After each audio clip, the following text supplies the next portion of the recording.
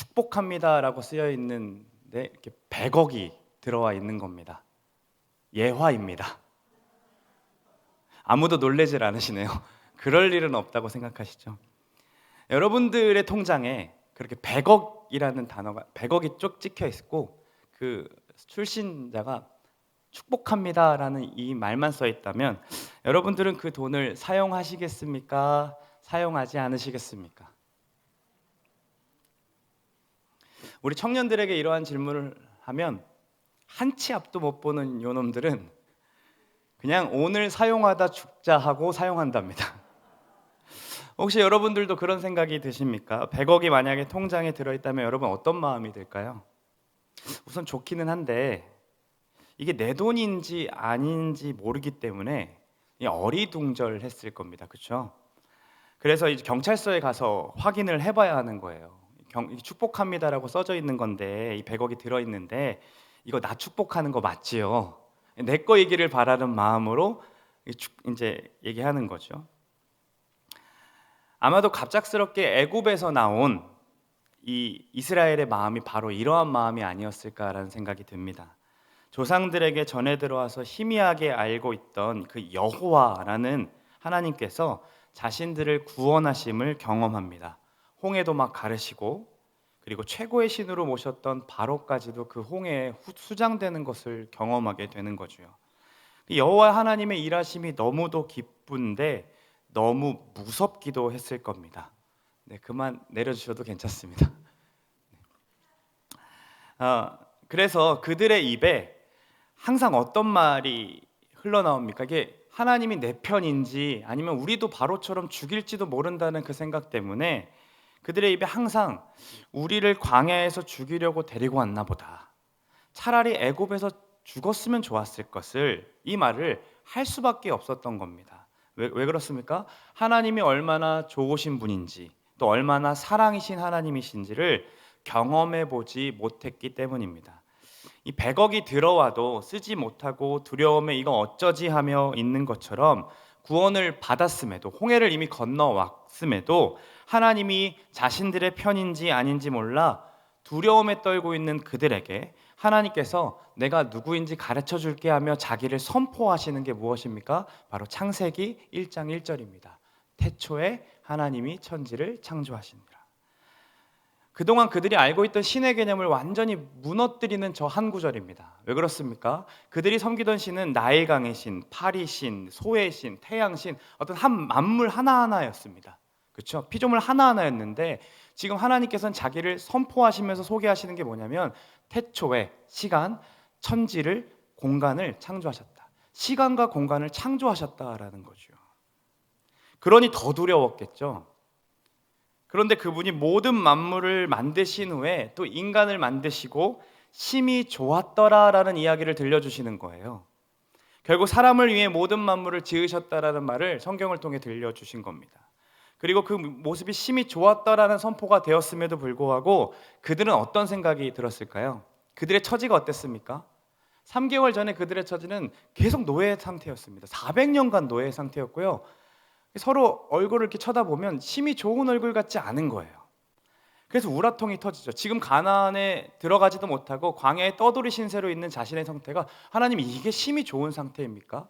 하나님 이게 어떻게 좋은 상태인 겁니까? 라는 그 우라통이 터져 나온 것이죠. 그때 하나님이 설명하시는 게 창세기 3장입니다. 죄가 들어왔기 때문이다. 그러면서 11장까지 그 죄를 극복하지 못하고 인간에게 죽음이 들어왔고 그 안에 계속 서로를 미워하고 서로 스스로의 이름을 내려고 했던 그 인간의 역사를 짤막하게 보여주신다라는 거죠. 그리고 창세기 12장부터 아브라함, 이삭, 야곱, 요셉의 이야기를 통해 그들이 왜 하나님께서 자신들을 선택하셨는지 지금 구원하셨는지 조금씩 이해할 수 있게 되었습니다. 우리가 조상들에게 그렇게 전해 내려왔던 그 400년 전의 이야기가 바로 지금 그 약속을 지키시는 거구나. 우리 조상 아브라함을 그 언약을 기억하시고 우리를 구원하신구나 라고 하면서 이 언약이 믿어지기 시작했던 겁니다. 그리고 이제 100억이 마치 이제 내 돈이다 확인받은 거죠. 자, 그럼 여러분 100억이 여러분의 것이라는 것이 인정이 되었다라고 했을 때 경찰서에 확인했더니 100억 쓰셔도 됩니다라고 한다면 여러분들 쓰시겠습니까? 이제 무엇을 해야 될까요? 쓰고 싶은 마음이 굴뚝 같지만 엄청나게 큰 돈이잖아요. 그래서 우리는 또 질문해야 됩니다. 하나님, 이 돈을 왜 주셨습니까? 그리고 주신 분의 의도에 맞게 사용할 수 있어야겠죠. 마찬가지입니다. 지금 그들이 구원받았습니다. 광야로 부르셨고 광야 가운데 하나님은 때마다 그들을 보호하셨습니다. 그리고 대신 싸워 죽이시도 하셨습니다. 한번 기억해 볼까요? 광야는 하루도 인간 스스로가 살 수 없는 곳이었습니다. 낮에는 살인적인 더위로, 그리고 밤에는 급격하게 온도가 떨어져서 밖에서 야영을 하면 하루도 잘 수가 없었습니다. 살 수가 없었던 곳이죠. 그런데 그들에게 무엇을 허락하셨습니까? 낮에는 구름 기둥으로 시원하게 그들을 인도하시고 밤에는 불 기둥으로 따뜻하게 그들의 온도를 따뜻하게 밤을 보낼 수 있도록 허락하십니다. 그뿐입니까? 목마를 때에 반석을 쳐서 물이 나오게 하셨고, 또 쉬고 싶을 때에 엘림을 허락하셔서 충만한 쉼을 누리게 하셨습니다. 애굽에서 가져온 양식들이 다 떨어져 갔을 때는 뭘 허락하셨습니까? 만나를 허락하셨습니다. 고기도 먹고 싶습니다 했을 때 뭐 허락하셨습니까? 메추라기도 허락하셨습니다. 그들의 필요를 이렇게 채워주신 거죠. 그뿐이 아니라 전투할 능력이 없는 오합지졸인 그들에게 아말렉 군대가 막 쳐들어왔을 때 어떻게 하십니까? 하나님의 능력으로 이기게 하심을 경험시켜 주십니다. 이러한 경험과 그리고 창세기의 모든 말씀들을 통해 하나님을 조금씩 이제 알아가기 시작했던 거죠. 그렇게 하나님이 누구신지를 알고 내 편이신지를 또 알았다면 이제는 이렇게 질문해야 될 겁니다. 도대체 왜 하나님이 우리를 이렇게까지 보호하실까? 우리를 그럼 구원하신 이유가 무엇일까? 지금 왜 우리를 광야로, 그리고 우리를 왜 가나안 땅으로 보내시는 걸까? 하며 자기의 존재 의식을 물어보는 거죠. 우리도 이 질문 동일하게 해야 할 것입니다. 하나님, 도대체 왜 우리에게 믿음을 허락하셨을까요? 우리를 왜 구원하셨을까요? 물론 우리는 답을 알고 있습니다. 하나님이 세상을 이처럼 사랑하셨기 때문이라고 얘기할 수 있습니다. 그러면 그 사랑을 주신 이유가 있지 않을까요? 우리를 먼저 사랑하심으로 구원하신 그 이유, 그리고 이스라엘을 애굽 땅 종되었던 집에서 구원하신 그 이유가 무엇인지 우리가 찾아내야 되지 않을까요? 그 답이 곧 우리가 왜 살아야 하는지, 지금 왜 버티고 견뎌야 하는지, 지금 왜 그 자리에 있어야 하는지 가르쳐 주기 때문입니다. 그것이 곧 우리의 정체성이고 그 정체성을 오늘 본문에서 설명하고 있다라는 겁니다. 드디어 애굽에서 떠나온 지 3개월이 지났습니다. 하나님이 말씀하셨던 그 시내산에 도착하게 된 겁니다. 시내산은 모세를 처음 하나님께서 만나주시고 사명을 허락하셨던 장소였습니다.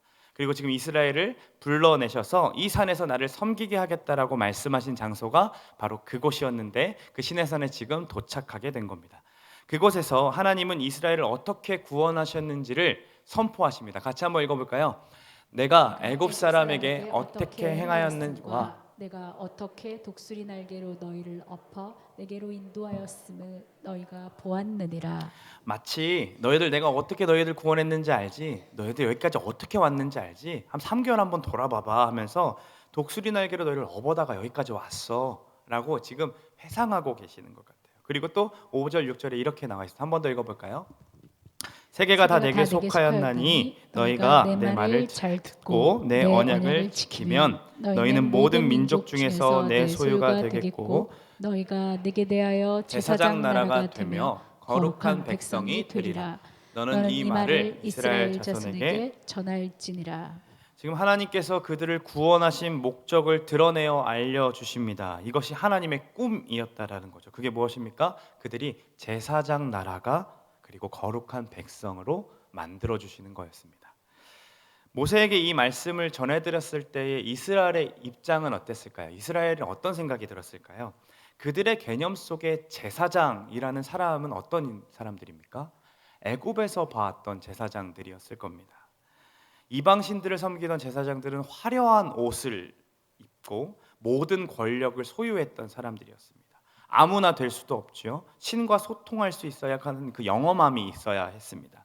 더욱이 그들을 만나러 들어가려면 저렇게 큰 제사 신전을 들어가야 했기 때문에, 거대한 신전을 들어가야 했기 때문에 그 압도감은 말할 수가 없었을 겁니다. 그런데 하나님이 지금 이스라엘 백성에게 제사장 나라가 되라고 말씀하시는 거예요. 지금 그들이 있는 위치가 어디입니까? 광야입니다. 성전이 있습니까? 성전이라고 할 간이 텐트 정도였습니다. 하루하루 생존하기에도 버거운 그 광야 생활이기에 남들보다 더 뛰어나 보일 수도 없는 곳이 바로 광야였던 거죠. 화려한 옷도 없지요. 성전도 없지요. 성직을 맡을 그 훈련도 없고요. 그리고 더욱이 위계 질서도 없었습니다. 그럼 그들에게 하나님께서는 제사장을 세워라, 니들 중에 뛰어난 사람 한 사람을 제사장으로 세우라라고 말씀하신 게 아니라 너희 전부 다 제사장 나라가 되라고 말씀하셨다라는 겁니다.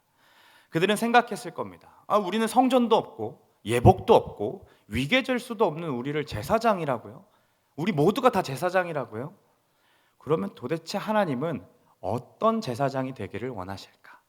도대체 제사장이란 어떤 존재일까? 이런 근본적인 질문을 했을 겁니다. 여러분, 제사장은 어떤 존재입니까? 제사장은 하나님 앞에서 사람을 나타내는 존재입니다. 그렇죠? 그리고 제사장은 사람 앞에서 하나님을 나타내는 존재입니다. 하나님께 인간들의 소원을 말씀드리고 또 사람들에게 하나님의 메시지를 전달하는 자가 바로 제사장들이었던 거죠. 이러한 존재를 우리는 다른 말로 중재자, 중보자라고 이야기합니다. 사랑을 주고 싶어 하시는 그 하나님과 또 죄인으로서 하나님을 찾을 수 없는 인간 사이에 제사장으로 지내면서 인간이 얼마나 연약한지 하나님께 대신 죄를 고하고 하나님께서 그 사랑하시는 그 메시지를 다시 죄인된 인간들에게 선포하는 것이 바로 제사장들의 역할이었다라는 겁니다. 광야에서 이 제사장이란 정체성을 위임받은 그들은 그럼 어떻게 행동했을까요? 저는 성남제일교 이전에 사역했던 교회가 제가 어렸을 때부터 자랐던 모교회였습니다. 거기서 4년간 사역했습니다. 모교회에서 자라왔기 때문에 우리 성도님들에게 저는 전도사보다 누구누구 집사의 아들 그리고 동이 형제가 더 익숙했었습니다. 저 또한 성도님들을 어렸을 때부터 봐왔던 할머니, 할아버지, 이모, 삼촌 같은 분들이라 이게 편하기도 하면서도 또 어렵기도 한 부분들이 있었죠. 더욱이 함께 신앙생활했던 저희 친구들이나 동생들을 볼 때 말할 것도 없었습니다. 근데 사역이 시작되는 순간 이제 전도사가 된 거예요. 그래서 이제 어색해지기 시작했습니다. 예전처럼 친하게 지내는 게 또 되는 걸까?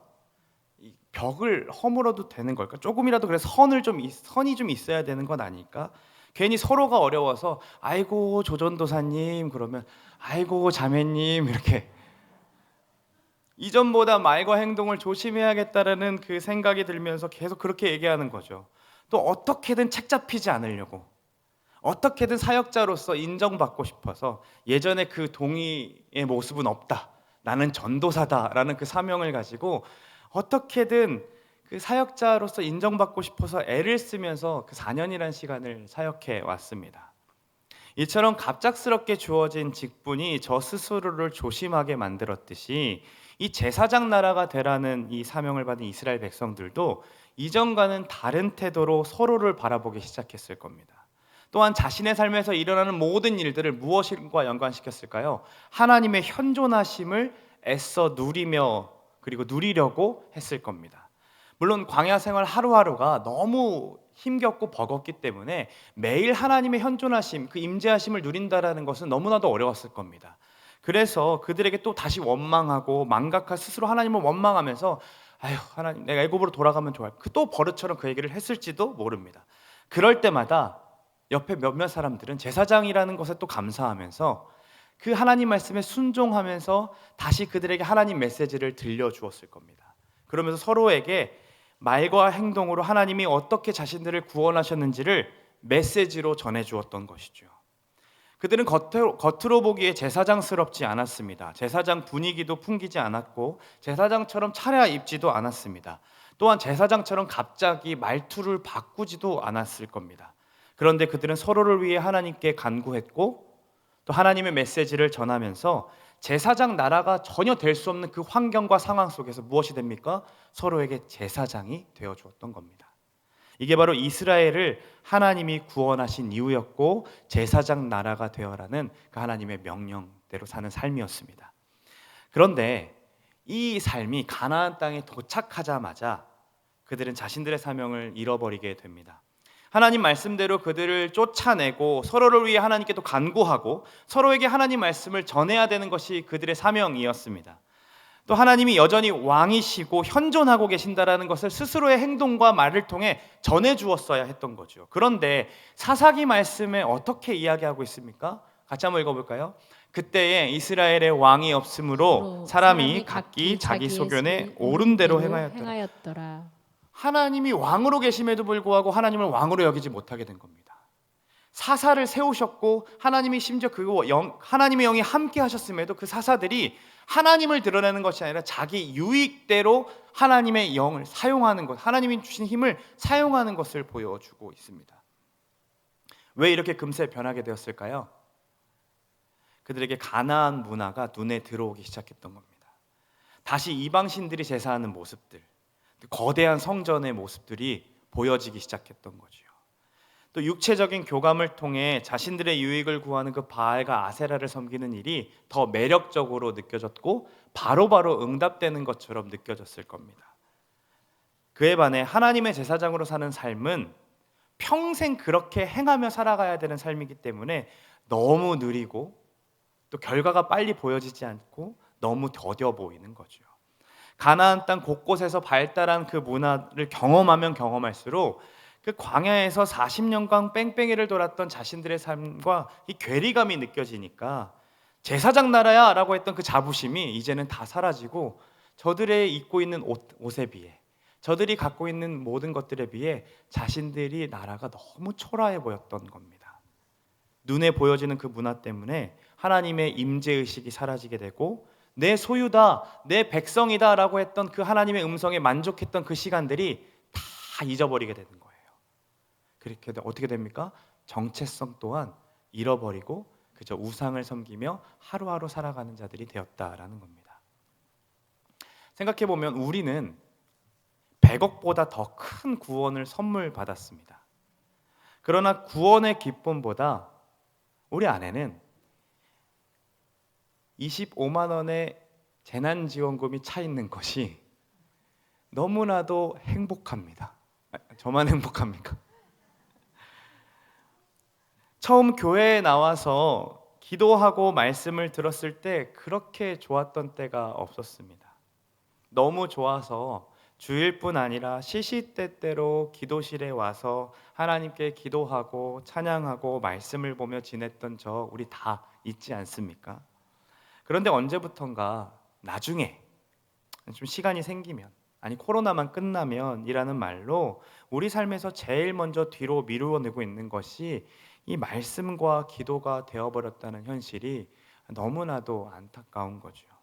생각해보면 저희가 어렸을 때 저희가 조금 한 10년, 15년 전에 제가 어렸을 때 찬양을 했던 것들을 기억해보면 주의 복음을 들고 세상으로 나아가겠다라는 고백들, 이 한 몸 바쳐 주님께 드리겠다라는 찬송들, 또 주님 내가 여기 있사오니 나를 보내주소서라는 그 찬양들 굉장히 많이 했었는데 이제는 내 아픔 알아주십시오, 내 슬픔 걷어주십시오,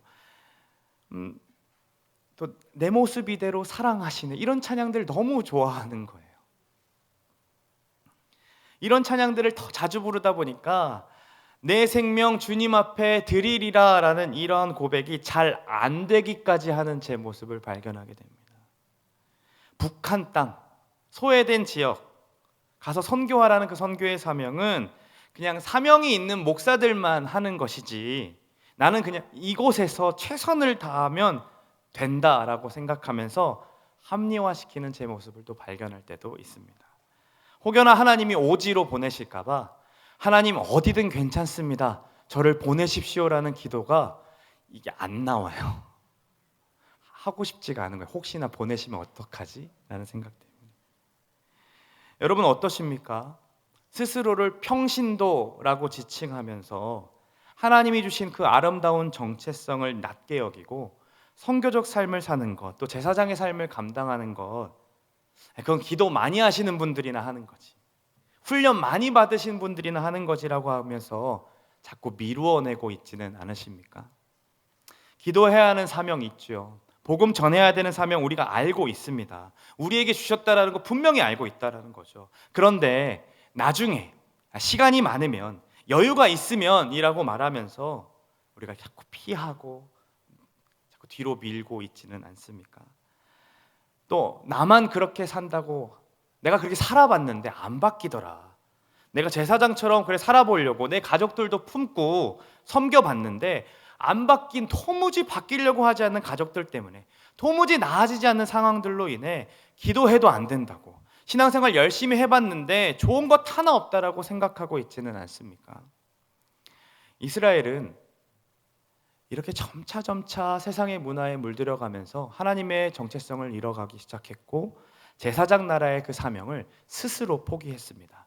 그렇게 전문인들에게, 그거는 제사장, 그 아론의 제사장들만 하는 것이지라면서 그렇게 맡기고 감당하게 하다 보니까 우상을 섬기는 데까지 가게 된 것입니다. 그리고 우상을 더 이상 내려놓을 수가 없는 꼴까지 되었던 거죠.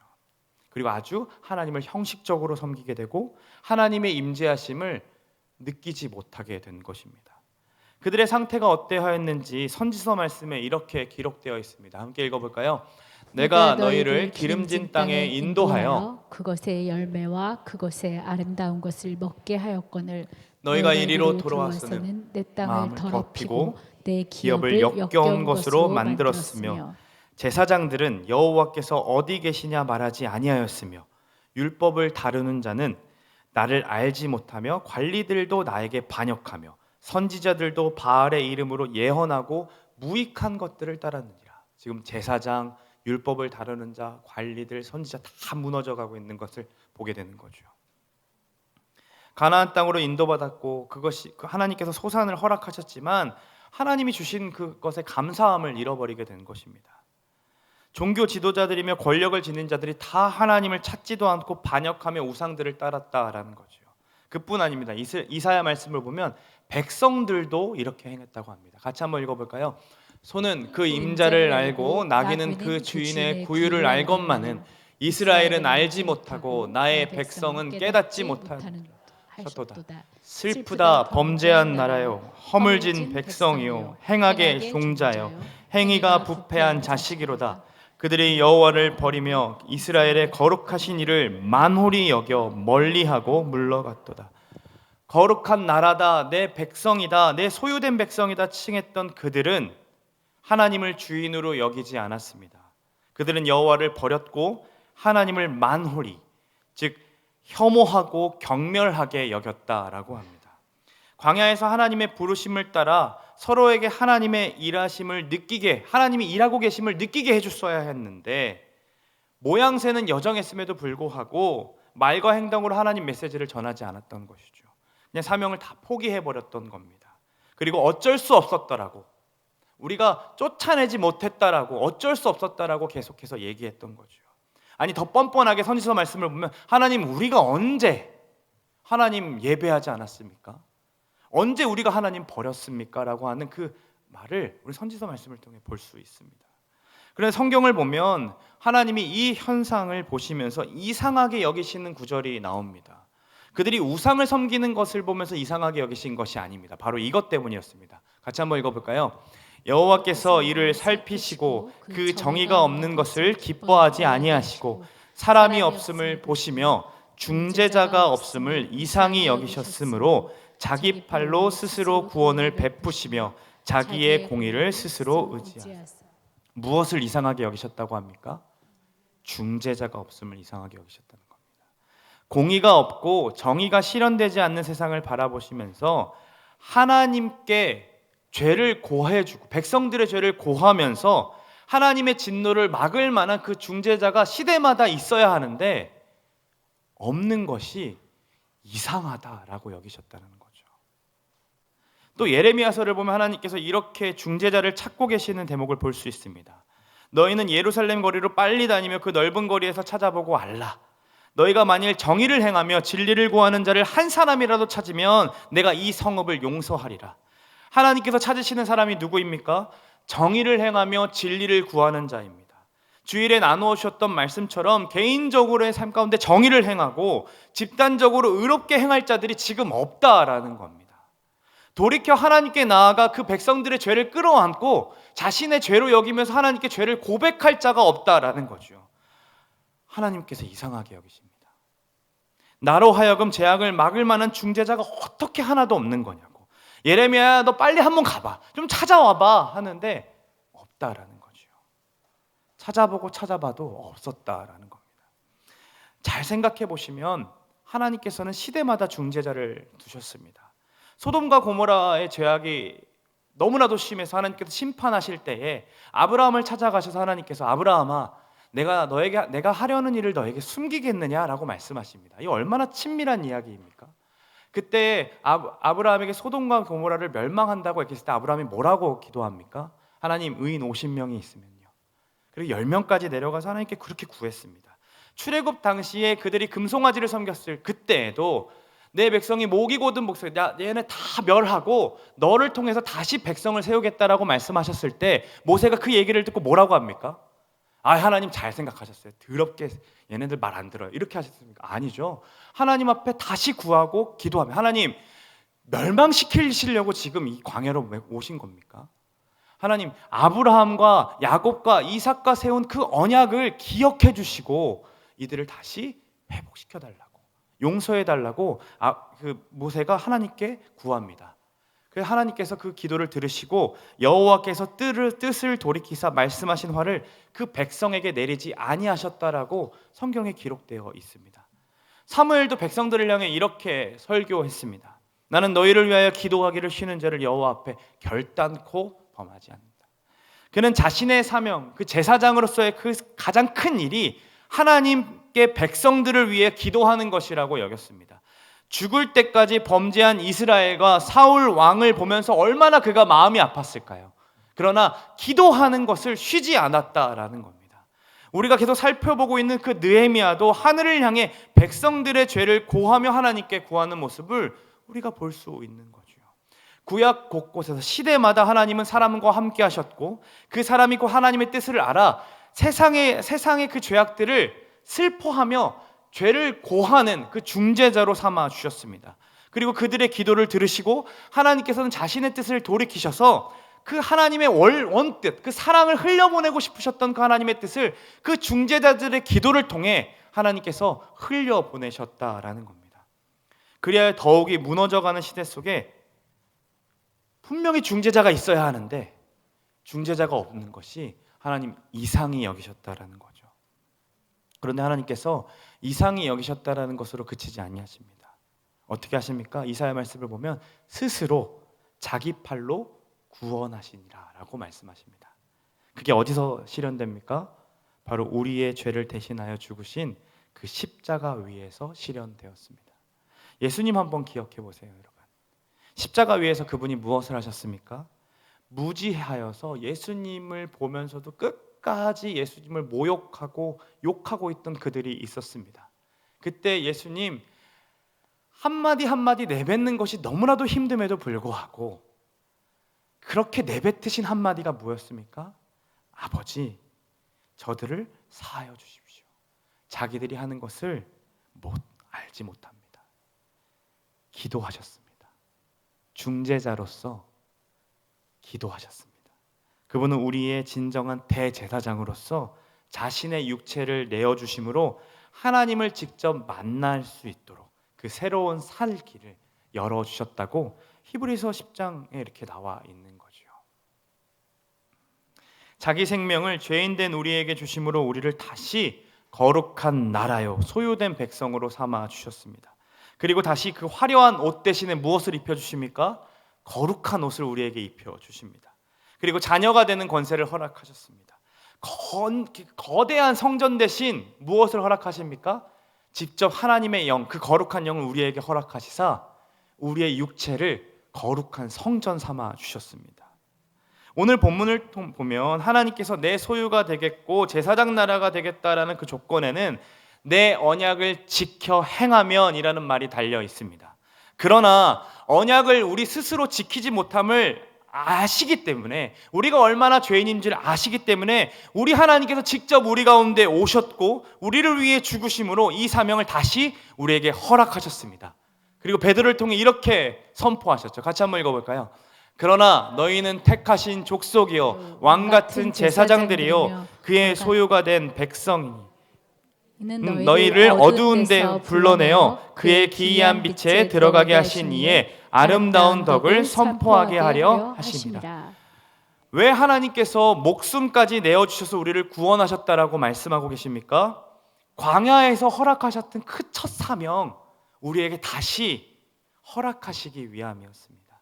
잃어버렸던 그 제사장 나라, 중재자의 사명을 그렇게 다시 허락하시고 싶으셨던 거죠. 기이한 빛에 들어가게 하시니 곧 예수 그리스도의 아름다운 덕을 그 제사장 나라의 사명을 감당하는 우리를 통해 선포하게 하시기 위해 우리를 구원하셨다라는 겁니다. 좀 더 쉽게 얘기해 볼까요? 우리가 믿지 않는 우리 가족들 중에 먼저 믿게 하신 이유는 그들 앞에서 거룩한 백성, 왕같은 제사장으로서 아름다운 그 덕, 그리스도의 그 복음을 전하게 하시기 위함입니다. 우리를 이 시대 가운데 두신 이유도 마찬가지인 거죠. 하나님은 여전히 중재자를 찾고 계십니다. 우리도 여전히 광야의 백성들처럼 혼돈에 빠져 있지 않습니까? 매일매일 하나님 경험하면서도 또 하나님께 귀한 사명을 받았음에도 하루하루 살아가기가 너무 힘들다 보니까 조금만 나아지면요 하나님, 코로나만 끝나면요 하나님이라는 말을 내려놓기도 합니다. 베드로 서신을 받고 있는 초대교회 성황들도 그랬습니다. 예수 믿는다는 거 그들에게는 죽음이었습니다. 그렇죠. 옆에서 같이 이렇게 예배하던 그 사람이 내일 되면은 발각되어서 사자 밥이 되는 것이 그들이 겪고 있던 상황들이었습니다. 그때 베드로는 고난 중에 있는 그 성도들을 향해 이렇게 편지하고 있는 겁니다. 얘들아, 너희들 왕같은 제사장이야. 주님이 주신 그 거룩한 사명을 버리지 말아달라고, 기억해야 한다고 그렇게 선포하고 있었던 겁니다. 여러분, 그럼 어떻게 중재자의 사명을 감당할 수 있을까요? 사랑의 방법을 예수님께서 이렇게 가르쳐 주십니다. 함께 읽어볼까요? 새 계명을 너희에게 주노니 서로 사랑하라. 내가 너희를 사랑한 것 같이 너희도 서로 사랑하라. 시내산에서 계명을 지켜 행하면 내 소유가 되겠고 너희가 거룩한 나라가 되리라 말씀하신 그 하나님께서 이 땅 가운데 직접 오셔서 제자들에게 선포하신 그 말씀이 바로 이 말씀이라는 거예요. 내가 너희를 사랑한 것 같이 너희도 사랑하라. 이것이 중재자의 사명이라는 겁니다. 예수님처럼 사랑한다라는 것이 무엇입니까?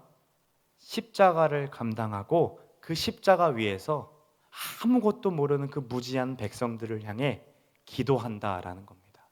하나님께 기도한다라는 거죠. 무지하기 때문에 우리를 괴롭게 할 수 있습니다. 무지하기 때문에 우리가 예수 믿는 그 행복이 무엇인지 모르기 때문에 우리에게 자꾸 욕할 수 있습니다. 그러나 우리가 할 것은 그들을 무시하고 무지하다고 욕하는 것이 아니라 그 무지함을 하나님께 간구하는 겁니다. 하나님, 저들은 아직 저들이 하는 것을 알지 못합니다. 저들을 용서해 주세요. 이렇게 기도하는 삶이 곧 예수님처럼 서로 사랑하는 삶인 것입니다. 예수님께서는 그렇게 중재자로서의 땅의 필요를 하나님께 구했고 기도하는 그 모습과 제사장답게 중재자의 사명을 감당하는 그 삶의 모습을 통해 하나님의 메시지를 삶으로 드러내셨습니다. 그리고 그 메시지가 누구에게 선포됩니까? 그 십자가에 달려있던 강도에게 선포되면서 그 강도가 하나님 나라로 들어갈 수 있게 되는 것을 우리가 보고 알고 있습니다. 친히 사랑을 그렇게 보여주셨고 전해주신 그 사명을 이제는 우리에게 맡겨주셨다라는 겁니다. 여전히 하나님께서는 중재자를 찾고 계십니다. 가정이 무너져가는 것을 바라보시며 중재자가 없음을 이상하게 여기시고 계십니다. 이 나라와 이 민족이, 교회와 성도들이 코로나 때문에라는 이유로 우상들에게 빠져 있는 것들을 바라보시면서 그들 앞에서 정의를 행하며 공의를 구하는 자들을 찾고 계십니다. 그런데 하나님께서는요, 지금 이 말씀을 통해서가 아니라 이미 우리에게 중재자 사명을 감당하게 하신 적이 있습니다. 바로 이 구호를 외치면서요. 우리 같이 한번 읽어볼까요?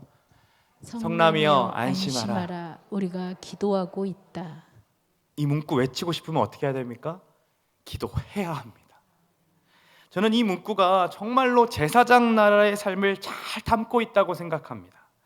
광야에서 헤매이던 그들처럼 코로나로 인해 수많은 사람들이 헤매고 있습니다. 가나안 문화 때문에 금세 하나님을 버렸던 자들처럼 수많은 청소년들과 청년들이 하나님을 버리고 다른 세대들이 되어가는 것을 우리가 가깝게 보고 있습니다. 제사장, 율법을 다루는 자들, 선지자들, 그들이 하나님을 외면했던 것처럼 자신들의 시리를 위해 직분들을 사용하는 자들을 우리 주변에 너무나도 많은 것들을 볼 수 있습니다. 이런 세대 속에 하나님께서 우리를 부르셨다라는 겁니다. 제사장 나라가 되어달라고, 중재자의 삶을 감당해달라고 하나님께서 부르셨다라는 거죠. 여러분, 이 시간 그렇게 기도해보고 싶지 않으십니까?